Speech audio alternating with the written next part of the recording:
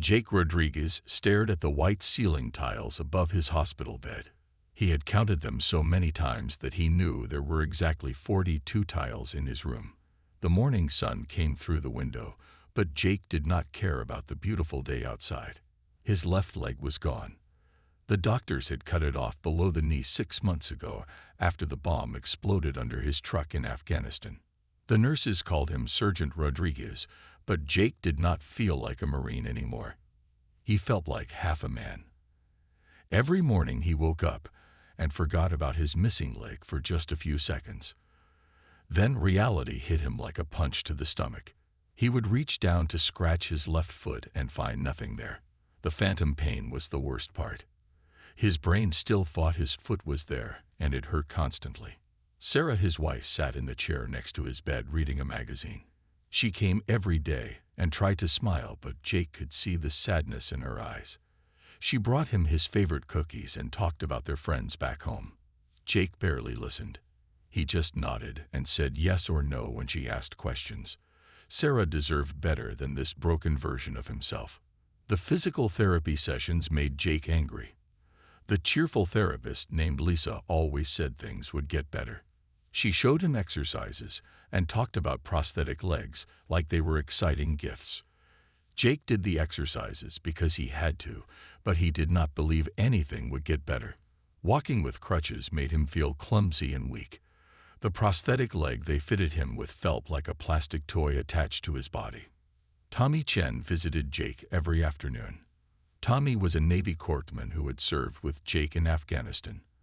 An explosion had damaged Tommy's hearing and given him terrible headaches that never went away. Tommy tried to joke and talk about the old days, but both men knew they were different now. The war had changed them in ways that normal people could not understand. At night, Jake lay awake listening to other patients in the hospital. Some of them cried out in their sleep. Others walked the halls because they could not rest. Jake understood their pain. Sleep brought nightmares about explosions and friends who did not make it home. During the day, he felt empty inside, like someone had scooped out his heart and left a hole. The doctor said Jake was healing well physically. His wound was clean and the infection was gone.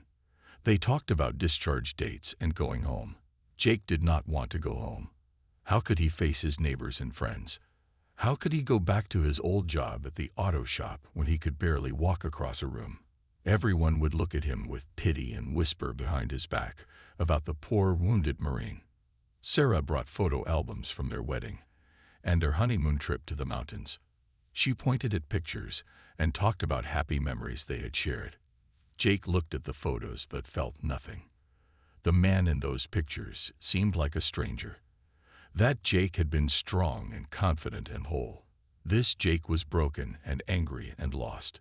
The VA counselor came by twice a week to talk with Jake about his feelings. Tucker Martinez was a kind woman who had worked with many wounded veterans. She asked Jake to talk about his emotions and his fears about the future. Jake usually just shrugged and said he was fine. He did not want to burden anyone with his dark thoughts. He kept his pain locked inside like a secret that was too terrible to share. Jake spent most of his time staring out the window at the parking lot below. He watched people come and go with their normal lives and healthy bodies. They walked easily on two good legs and took their mobility for granted. Jake envied their simple ability to stand up and walk wherever they wanted to go. He felt trapped in his wheelchair and trapped in his own damaged body and mind. Jake was dozing in his wheelchair when a deep rumbling sound woke him up. The noise grew louder and louder until it seemed to shake the entire hospital building. He rolled his wheelchair to the window and looked down at the parking lot below. His eyes widened in surprise. Dozens of motorcycles were pulling into the hospital grounds. The bikes gleamed in the afternoon sun and their engines made a powerful chorus that echoed off the hospital walls. The riders wore black leather jackets and vests covered with colorful patches. They parked their motorcycles in neat rows and removed their helmets. Jake counted at least 30 bikers of different ages. Some had gray beards and others looked young enough to be his little brother. A few of the riders moved slowly, and Jake noticed that some were missing arms or legs just like him. Sarah looked up from her magazine with concern. She had always been nervous around motorcycle riders. The news often showed stories about dangerous biker gangs and violent criminals. But these riders seemed different somehow. They helped each other off their bikes and talked quietly among themselves. An older man with a thick gray beard and a missing left arm seemed to be their leader. 20 minutes later, that same bearded man knocked on Jake's hospital room door. He was tall and broad-shouldered despite being in his 60s. His leather vest was covered with military patches and badges that showed he was a Vietnam veteran. His missing arm did not seem to slow him down at all. He moved with confidence and strength that impressed Jake immediately. The man introduced himself as Mike, but everyone called him Rovog. His voice was deep and rough like gravel, but his eyes were kind. He did not shake Jake's hand or offer sympathy about his injury. Instead, he pulled up a chair and sat down like they were old friends meeting for coffee. Mike did not ask about Afghanistan or the bomb that took Jake's leg. He did not thank Jake for his service or say he was sorry for his loss. Instead, Mike talked about freedom and adventure. He described the feeling of riding a motorcycle on an empty highway with the wind in your face and the sun on your back. He talked about mountain roads that curved through forests and desert highways that stretched to the horizon. Mike made riding sound like flying without leaving the ground. His eyes lit up when he described the pure joy of controlling a powerful machine and feeling truly alive. Mike told Jake about his group called Warriors on Wheels. They were all military veterans who had found healing and friendship through motorcycle riding. Some had physical injuries like missing limbs or scars from explosions. Others carried invisible wounds like nightmares and depression that came from seeing too much war. The Motorcycle Brotherhood had given them a new purpose and a new family. The group met every week to ride together and support each other. They visited wounded veterans in hospitals and helped them learn that life could still be good after serious injuries. Mike explained that many of their members had felt hopeless and broken when they first came home from war. The motorcycles and the Brotherhood had saved their lives by giving them something to look forward to and people who truly understood their struggles. Jake listened but remained skeptical. How could riding a motorcycle solve his problems? He could barely walk across a room, let alone control a dangerous machine on busy roads. Mike seemed to read his thoughts and smiled knowingly. He had heard these doubts from hundreds of wounded veterans over the years. When Mike stood up to leave, he dropped a simple business card on Jake's bedside table. The card had a picture of a motorcycle and a phone number. Mike looked Jake straight in the eyes and said, "Call me when you are ready to live again." Then he walked out of the room, leaving Jake staring at the card and wondering if this strange man might actually understand what he was going through. 3 weeks passed before Jake finally picked up his phone and dialed the number on Mike's business card. He had stared at that card every day, wondering if he was crazy to even consider riding a motorcycle. Sarah thought he had lost his mind when he told her about calling Mike. She worried that motorcycles were too dangerous for someone with his injuries. But Jake felt a strange pull towards something he could not explain. Mike answered on the second ring and did not sound surprised to hear from Jake. He said he would be at the hospital in 2 hours and told Jake to meet him in the parking lot. Jake spent those 2 hours feeling nervous and excited at the same time. He had not felt excitement about anything since his injury. The feeling was almost foreign to him after months of emptiness and sadness. When Mike arrived, he was not alone. He rode up on a beautiful blue and silver motorcycle that gleamed like a jewel. Behind him was a trailer carrying another motorcycle that looked different from any bike Jake had ever seen. This bike had been specially modified with hand controls instead of foot pedals. The gear shifter and rear brake had been moved to the handlebars so someone without full use of their legs could still ride safely. Mike explained that many Warriors on Wheels members rode bikes with similar modifications. Technology had advanced so much that almost any physical limitation could be worked around with the right equipment. He showed Jake how the hand controls worked and explained the safety features built into the modified motorcycle. The bike even had extra stability features to help riders who might have balance issues. Tommy came down from his hospital room to watch Jake's first riding lesson. He sat in his wheelchair at the edge of the parking lot, looking amazed that his friend was actually going to try this crazy idea. Several nurses and other patients gathered at the windows to watch the wounded Marine attempt something that seemed impossible just weeks before. Mike helped Jake onto the motorcycle seat and showed him how to position his good leg and secure his prosthetic. The bike felt solid and powerful beneath him. Mike started the engine, and the vibration traveled through Jake's body in a way that was both thrilling and calming. For the first time in months, Jake felt connected to something larger than his own pain and limitations. The first lesson lasted only 10 minutes and never left the hospital parking lot. Mike stayed right beside Jake as he practiced using the hand controls and getting comfortable with the bike's balance. Jake wobbled a few times and nearly dropped the bike once, but Mike's steady presence kept him calm and focused. By the end of those 10 minutes, Jake was riding in slow circles around the parking lot with growing confidence. When Jake finally stopped the motorcycle and turned off the engine, he realized he was smiling. It was the first genuine smile anyone had seen on his face since his injury. The 10 minutes of riding had awakened something inside him that he thought was dead forever. He felt alive and capable and free in a way that no amount of physical therapy or counseling had achieved. Tommy wheeled over with his mouth hanging open in amazement. He could not believe the transformation he had just witnessed in his friend. Sarah came down from Jake's room and saw the light in her husband's eyes that had been missing for so long. Even the nurses were clapping and cheering from the hospital windows. Mike simply nodded with satisfaction and asked Jake when he wanted his next lesson. Jake did not hesitate for even a second. He said tomorrow, and meant it with every fiber of his being. 2 weeks after his first ride, Mike invited Jake to meet the full Warriors on Wheels chapter at their weekly gathering. Jake felt nervous butterflies in his stomach as he prepared for the meeting.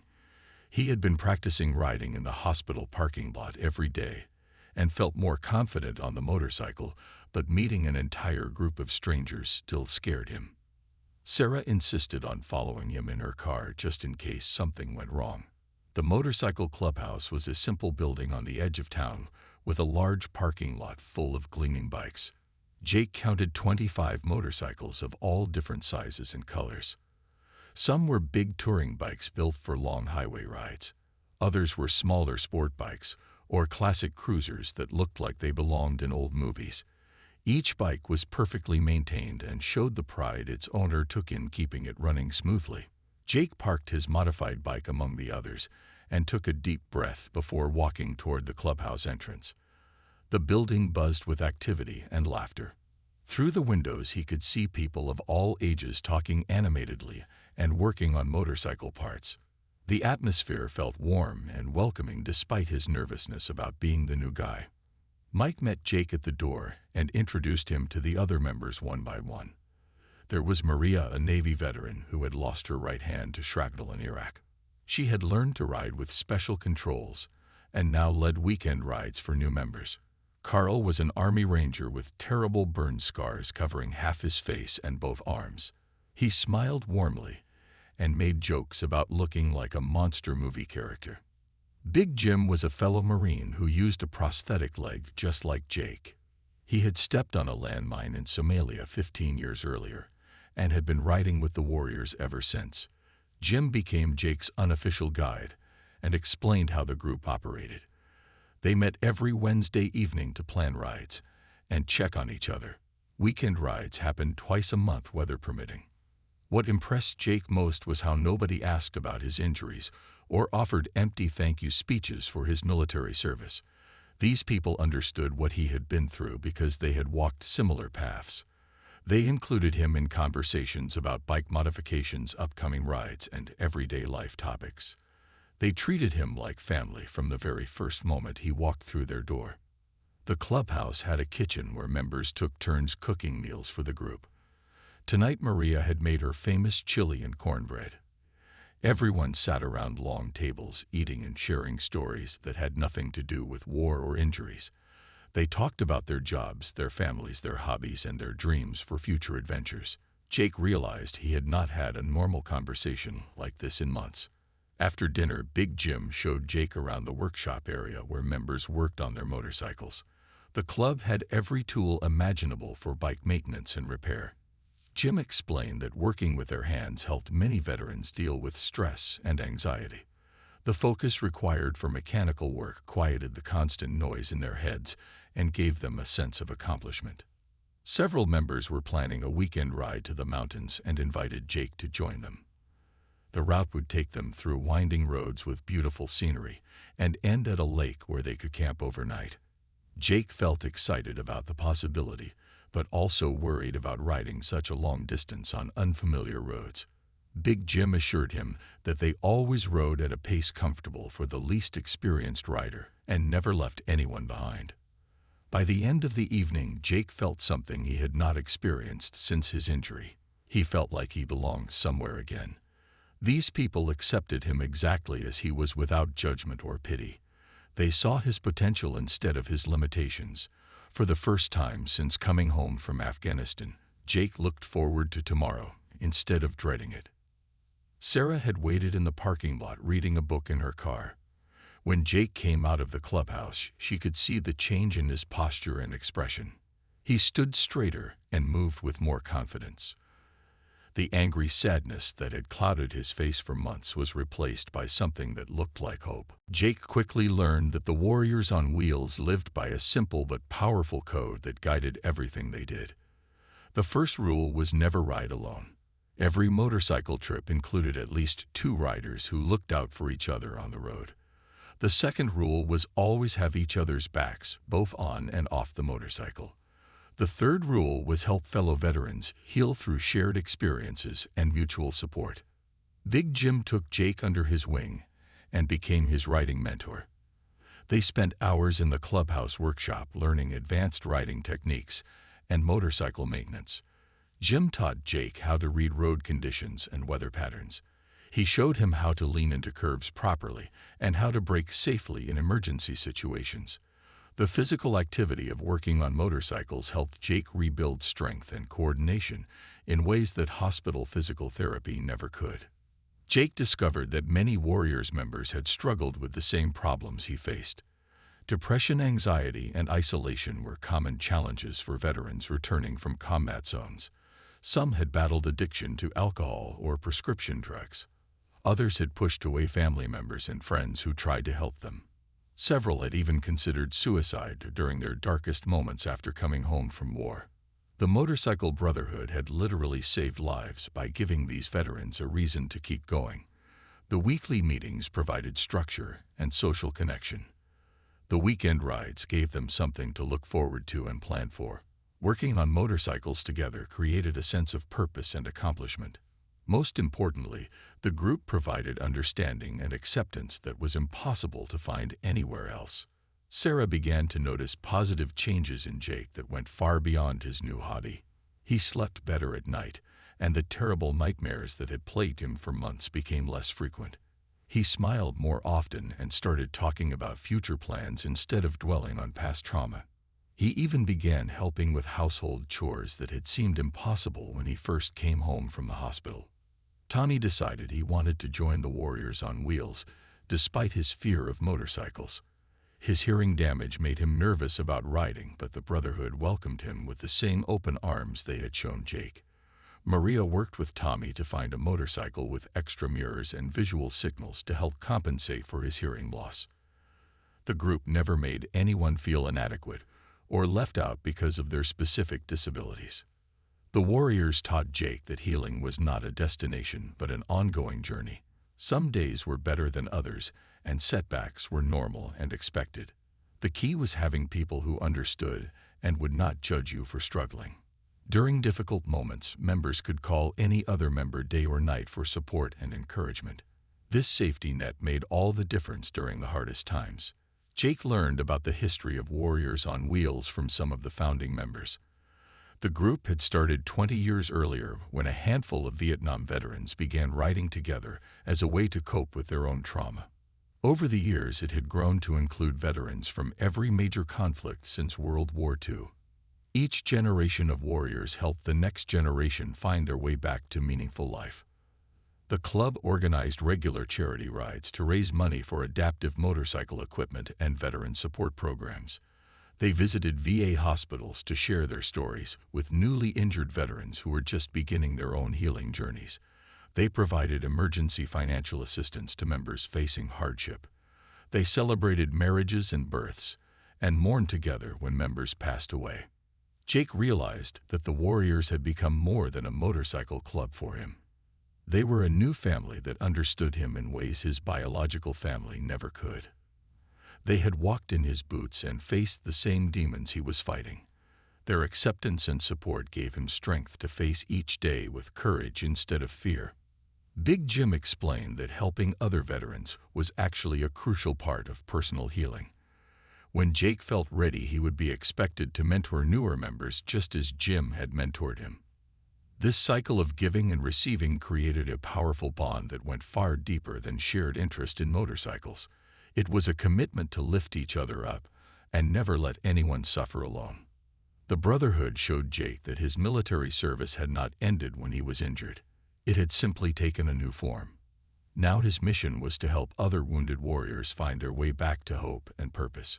This realization gave new meaning to his suffering and transformed his pain into a tool for helping others heal. The weekend rides through mountain roads and coastal highways became Jake's favorite form of therapy. Something magical happened when he was on his motorcycle riding with the Warriors. The concentration required for safe riding quieted the constant noise and worry in his head. The vibration of the engine and the feeling of movement helped calm his anxiety in ways that no medication ever could. For hours at a time, he could forget about his injury and simply enjoy being alive.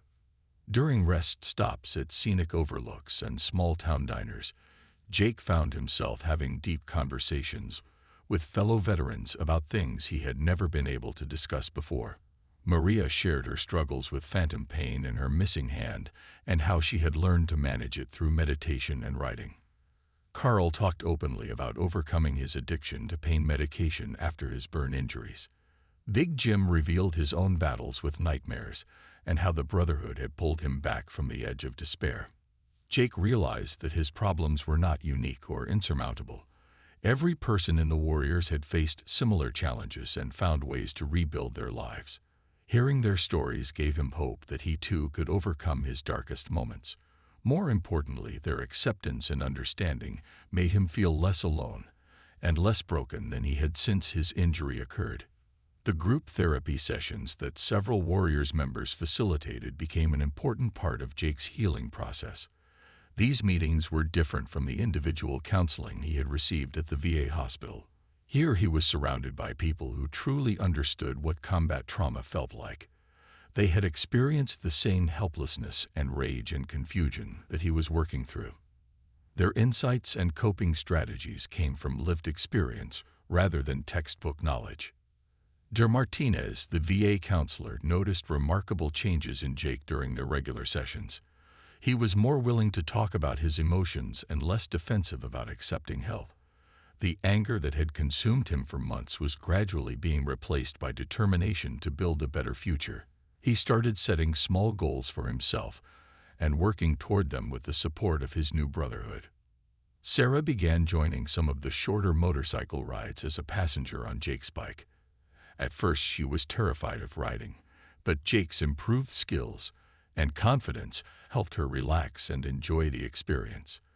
These shared adventures brought them closer together and gave them new experiences to bond over.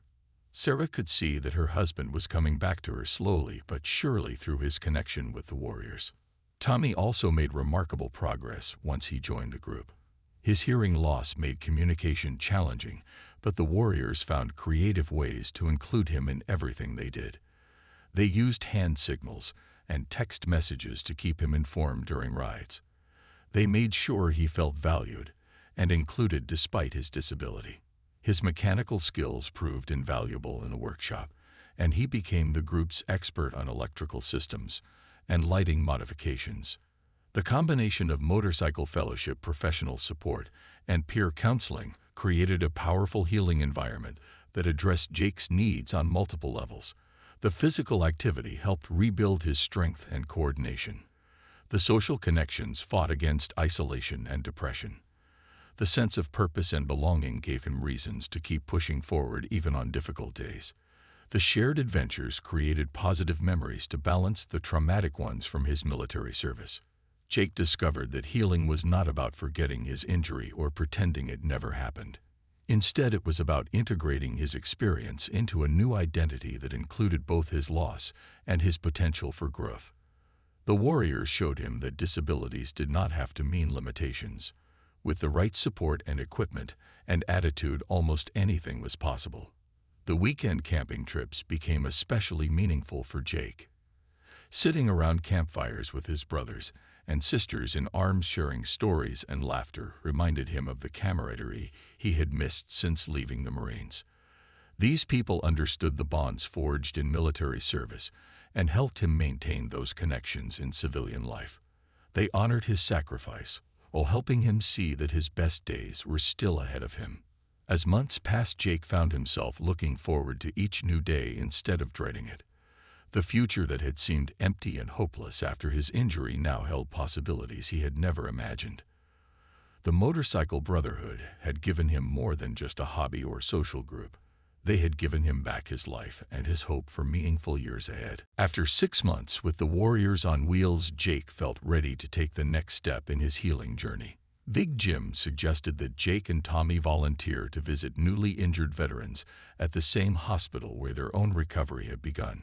The idea made Jake nervous at first because he remembered how angry and hopeless he had felt during those dark days.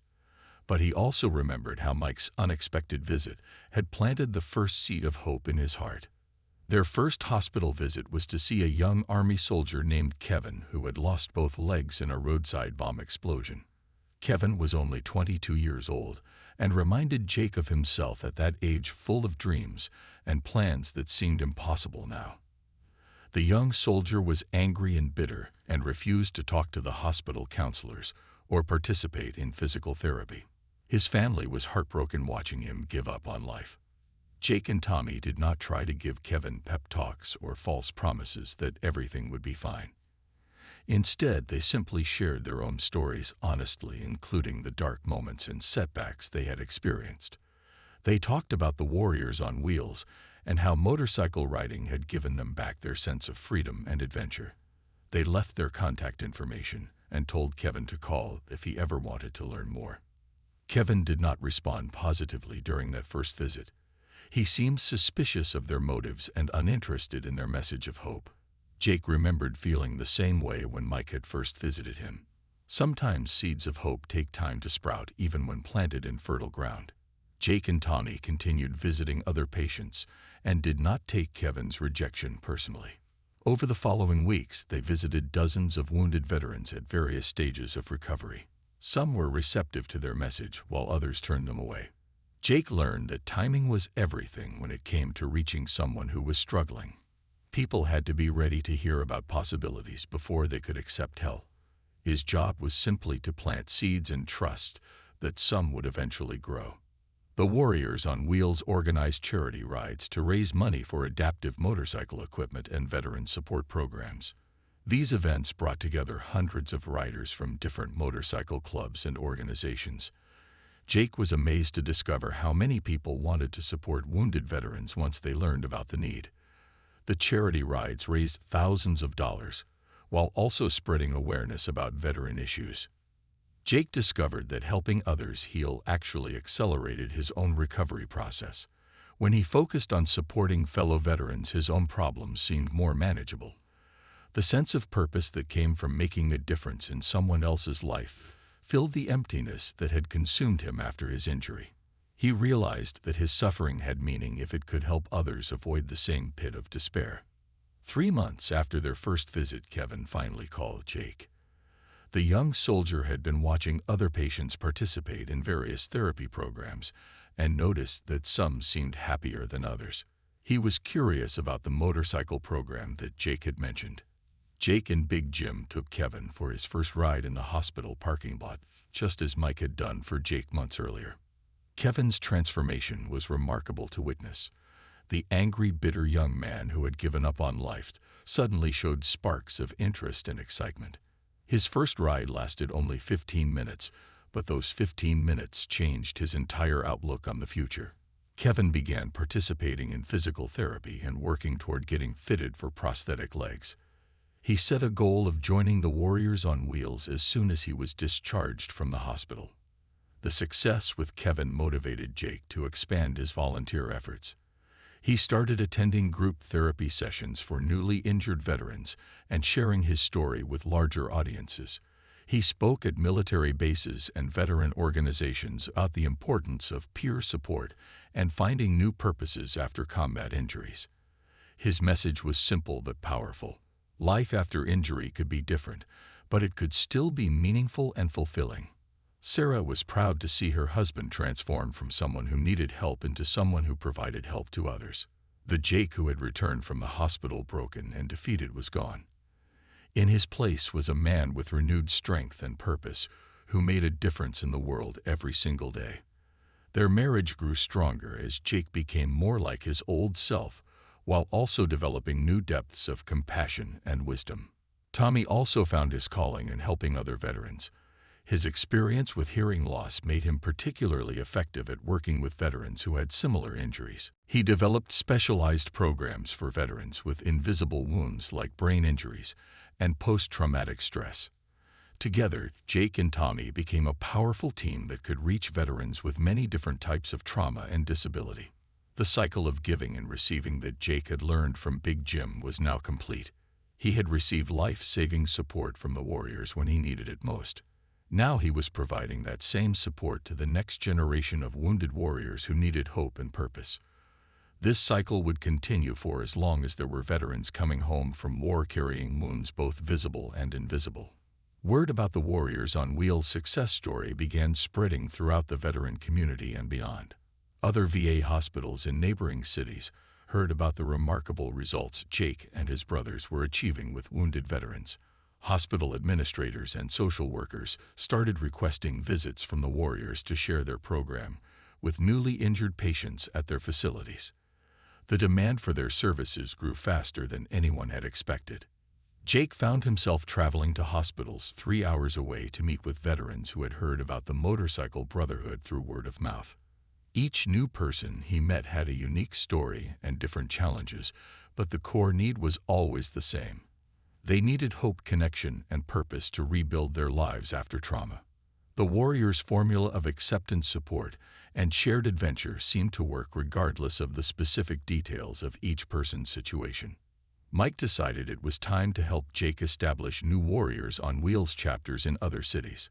The original group had grown from 25 members to over 60 in just 1 year. They needed to expand their reach to serve more veterans while keeping the intimate family atmosphere that made their brotherhood so effective. Jake volunteered to lead the expansion effort and began training veteran volunteers in other locations. The process of starting new chapters required careful planning and dedication. Jake traveled to different cities to meet with groups of interested veterans and teach them the Warriors' philosophy and methods. He helped them find suitable meeting spaces and connect with local motorcycle dealers who might provide support. Most importantly, he shared the Brotherhood code that had made their original group so successful. Each new chapter brought unique skills and experiences that strengthened the entire Warriors network.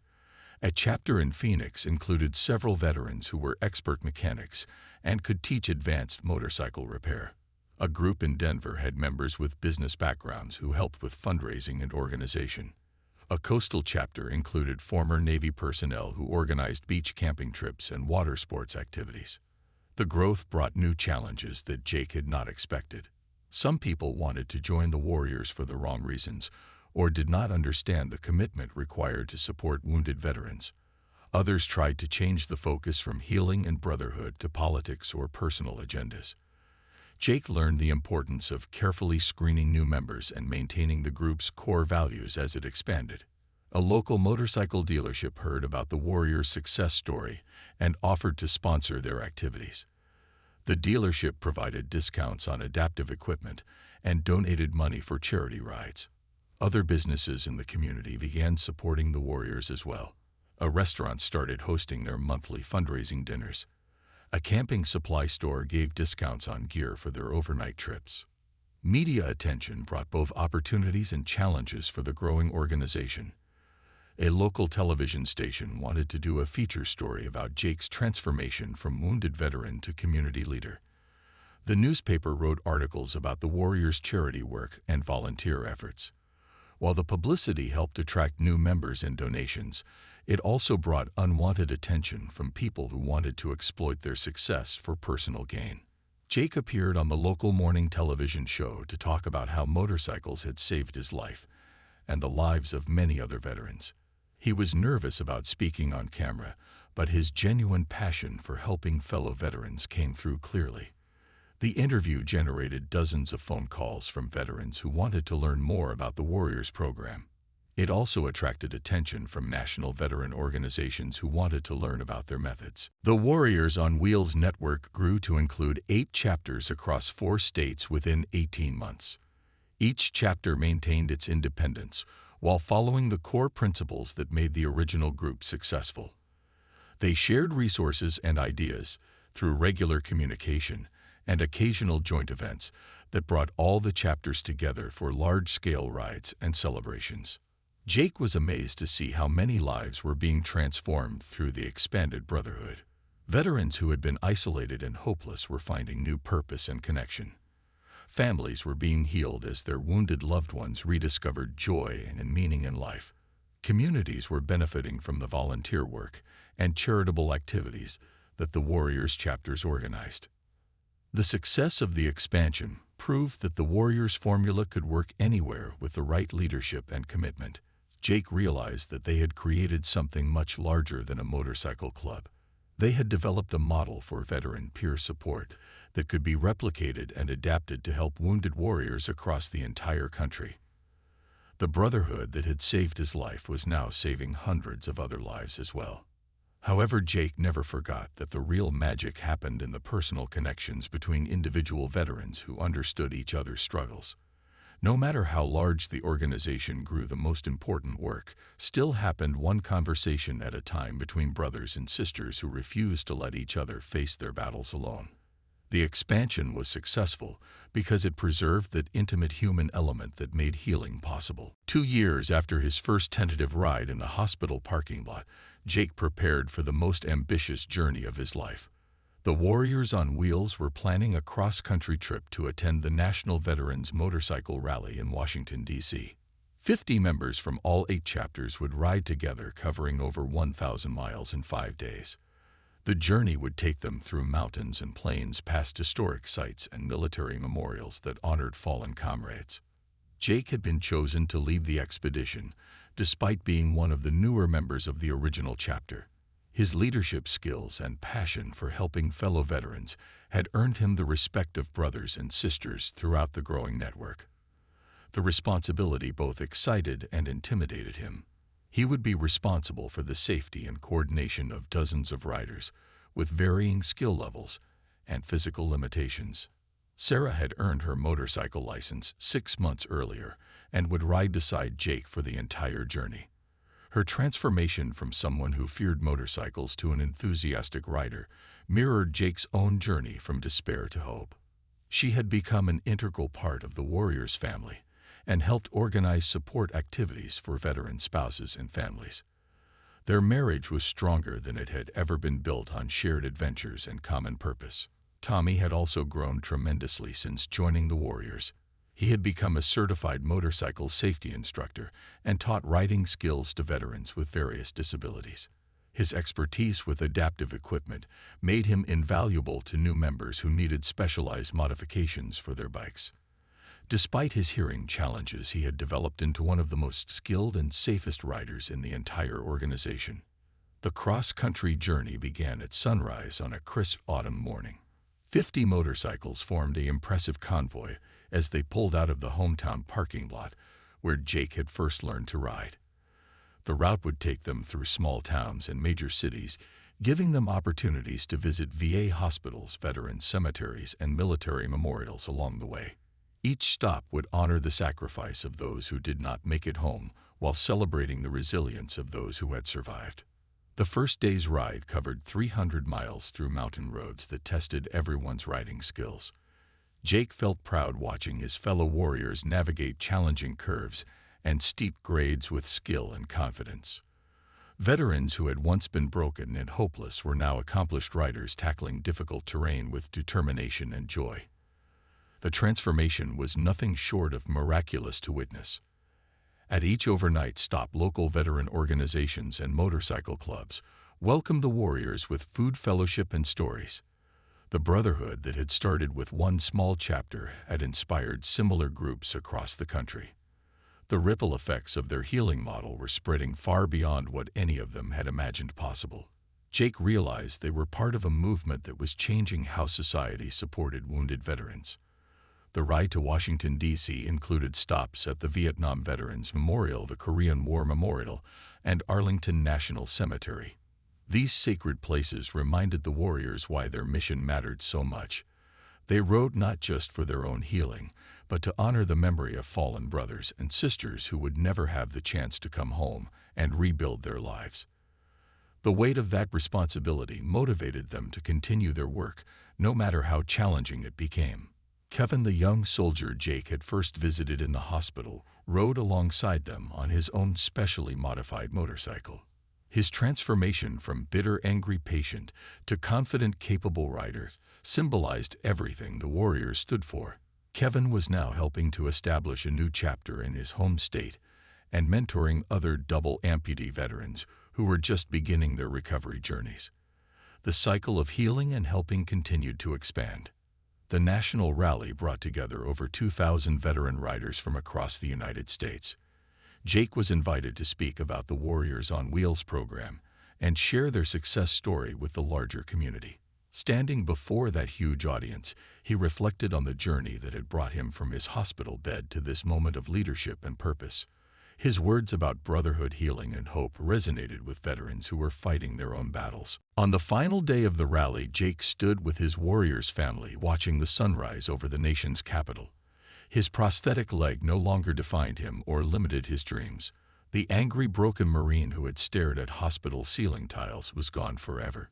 In his place stood a leader who had found his true calling and service to fellow veterans. The road ahead stretched endlessly, full of possibilities for continued growth and impact. The journey home gave Jake time to reflect on everything that had changed in his life. The Warriors on Wheels had grown from a small local group to a national network that was transforming lives across the country. But the real victory was personal. He had reclaimed his sense of purpose and found a way to turn his greatest pain into his greatest strength. The Brotherhood would continue growing and evolving, but its core mission would never change. They would always be there to catch falling warriors and help them learn to fly again.